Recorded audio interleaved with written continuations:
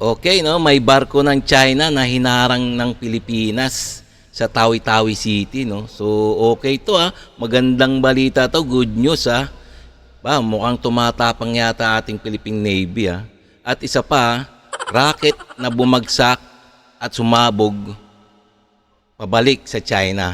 Kasi meron ang China nag-test ng kanilang bagong rocket pero sumablay.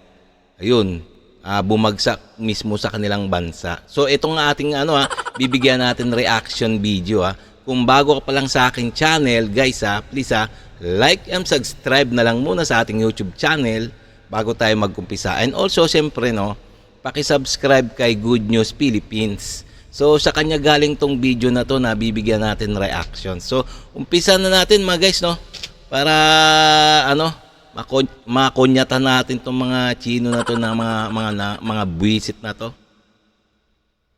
Noong ika-26 ng Hunyo taong kasalukuyan, pinaigting ng Naval Forces Western Mindanao ang Maritime Patrol at Defense Operation ito sa mga nasasakupan ng Pilipinas. Ang patrol vessel na BRP Lawrence Nara PG-907, bahagi ng Naval Task Force 61, ay ipinadala upang imbestigahan ang hindi nagpapakilalang barko na iniulat ng isang monitoring station sa Tawi-Tawi. Ang nasabing barko ay hindi sumasagot sa radyo. Isang Chinese fishing vessel pala ang naharang 20 nautical miles sa hilagang kanluran ng Sanga-Sanga Town sa Tawi-Tawi Province noong Miyerkules ng tanghali. Sinabi ng mga otoridad ng Pilipinas, inihayag ni Lieutenant Chester Cabaltera, tagapagsalita ng Naval Forces Western Mindanao, na ang pagharang ay bunga ng kanilang pagpalakas ng Maritime Patrol at Defense Operation sa mga hangganan ng Pilipinas. Isang pagpapakita na pinapalakas ng Naval Forces Western Mindanao ang Maritime Patrol at Defense Operation ng ating bansa para Wow talagang medyo sumisipag yata ang ating mga Philippine Navy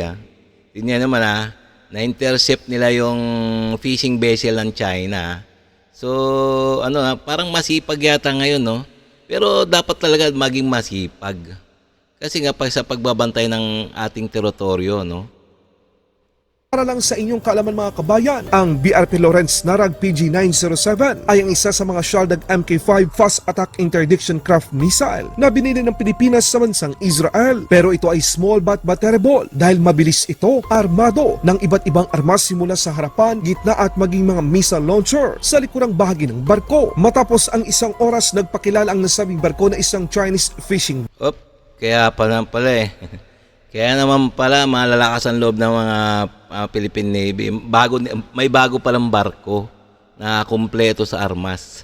Vessel tutungo ng Hong Kong, sakay ang 4 na Chinese crew nito upang masiguro sumampa ang mga miyembro ng hukbong dagat ng Pilipinas at nagsagawa ng mga pag-inspeksyon. Kudos sa Philippine Navy, ganyan dapat. Kailangan akitin at siguruhin na walang ginagawang mali at iligal ang mga barko ng China sa loob ng katubigan ng Pilipinas. Wala namang nakitang anumang mga biolasyon o irregularidad ang Naval Forces Western Mindanao. Ang Chinese fishing vessel ay pinayagang magpatuloy sa paglalakbay, ngunit nasa ilalim ng monitoring ng Philippine Navy. Sa iba Ayun lang. Pinayagan.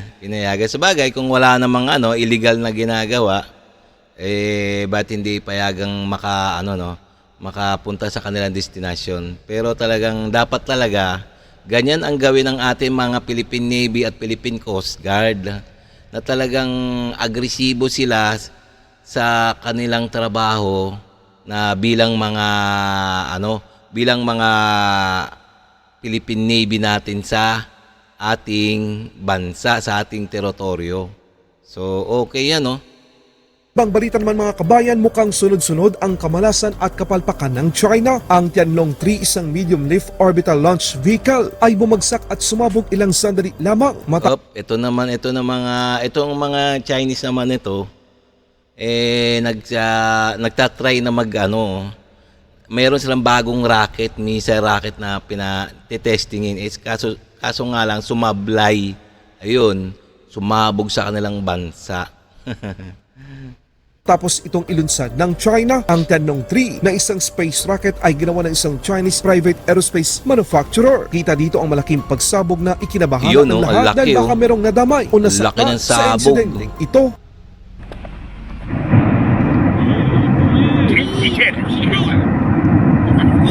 Ayun na. Yan, pinalipad din nila yung bagong rocket nila. Ayan na. Ayan na. Bumagsak na. 歪了，卡子了，卡子了，卡子了， Ayan 卡子了， na. 人手了。 Ayun, sumablay na nga. 咦，看见这他落到哪了？ 你往旁一看，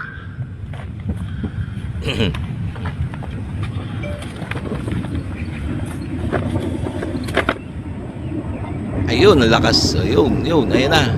你装到轱辘里了，这走挺不让。 Yun! 我的妈！ 这家伙 Yun, sabog.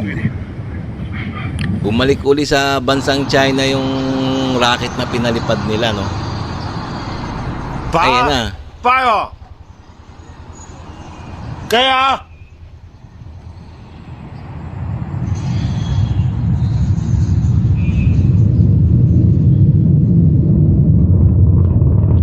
Ayun, no? Kitang-kita na, ayun, no? Umiitim ang usok. Parang, parang sasablay yung andar. Parang umaano siya. Yun, sabog. Yun, bumagsak na. Hindi na nakarating sa patutunguhan. Sa ibang balita naman, pinakamalaking pagsasanay ng mga hukbong dagat sa mundo nagsimula na. Ito ay isang malaking minsay laban sa China. Nasa 29 na mga bansa, 40 mga barkong pandigma, 3 submarines, 14 na puwersa na mula sa kalupaan, mahigit 150 mga sasakyang panghimpapawid at mahigit 25,000 mga sundalo ang makikilahok sa kakasimula palang RIMPAC 2024. Kahit hindi kabilang sa Pacific Nation, nakilahok pa rin ang United Kingdom, France, Brazil at maging ang Israel. Isa sa mga bansa na hindi inimbitahan ay ang bansang China. Taong 2016 mga kabayan, naging kabahagi ang China sa RIMPAC, pero imbis na magtulungan sa mga bansa, inuna pa ng China ang pansarili nitong interes. Nangangalap ang China ng mga impormasyon o nag-iispiya. Isa rin sa dahilan ay ang pagiging agresibo ng China sa South China Sea at West Philippine Sea. Ang patuloy na paggawa ng mga military base sa katubigang Tingnan nyo ha. Hindi inimbita ang China kasi nga alam nyo naman na ang China ay masyadong gahaman.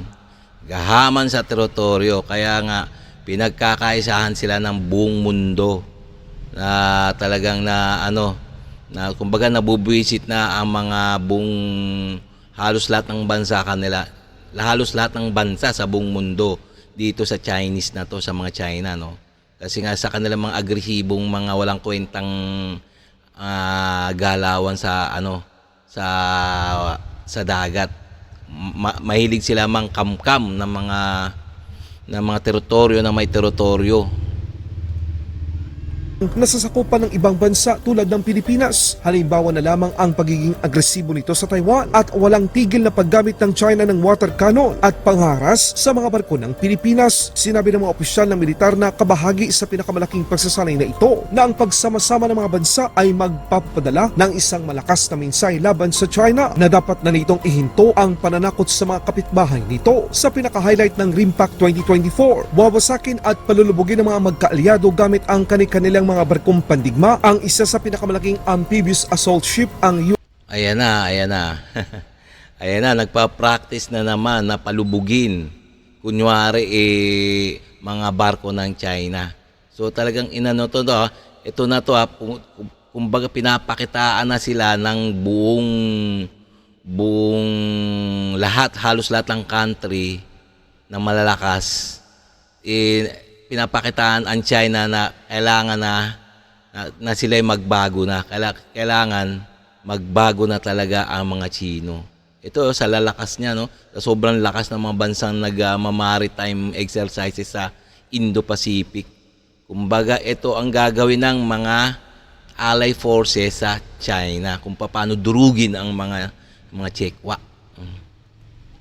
USS Tarawa ng Amerika. Masusubukan dito kung gaano kalakas ang mga armas, misal ng magkaalyado dahil sa Yun. laki ng USS Tarawa. Yun. Biro mo yan, palulubugin yung barko ng halos aircraft, halos magsing kamukha silang US aircraft itong palulubugin sa Indo-Pacific ng ng mga malalakas na bansa, titignan kung gaano kalakas talaga ang mga armas ng mga NATO. Yun, ayan na. Papakitaan ng mga incheck. Parang mabahag na to yung mga incheck na to, ng mga visit na to.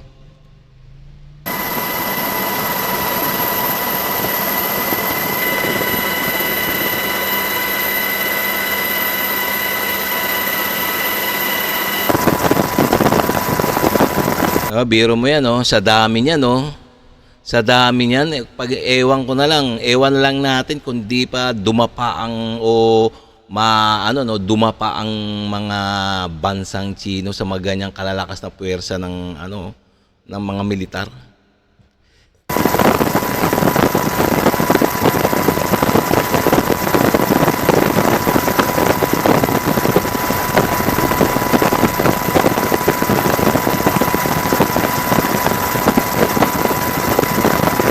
Ganyang kadami lulusob sa China, biro mo yan, sandamakmak ng mga destroyer, corvette, mga naval forces ng iba't ibang bansa ay nandudurog sa China.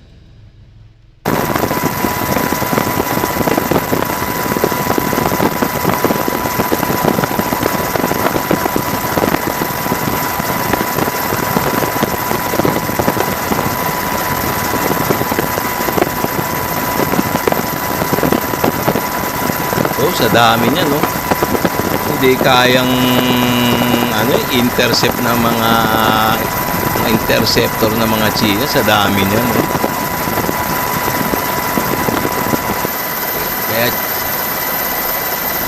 Kaya itong mga China na to, pag ito hindi pa rin natakot to. Walang natin. Sa kangkungan sila pupulutin o kaya mabubura sa mapa ang China, Ang kukulit talaga.